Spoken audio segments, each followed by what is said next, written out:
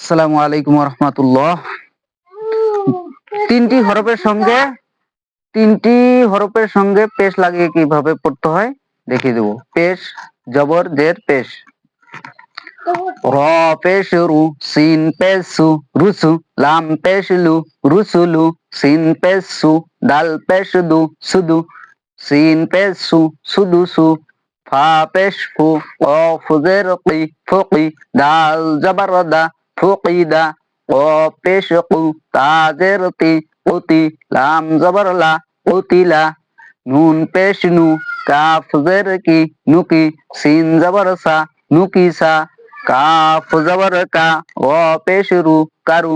মিম জবর মা, কারুমা।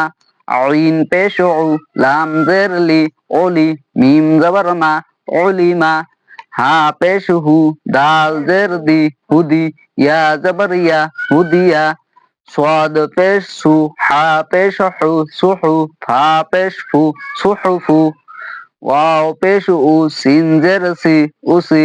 আইন জবর আ, উসিআ। কফ পেশ কু, দাল জের দি, উদি। রা জবর রা, উদিরা। নুন পেশ নু, সাদ জের সি, নুসি। রা জবর রা, নুসিরা। এরকম করে তিনটি অক্ষরের সঙ্গে জবর জের লাগিয়ে পড়া লাগে।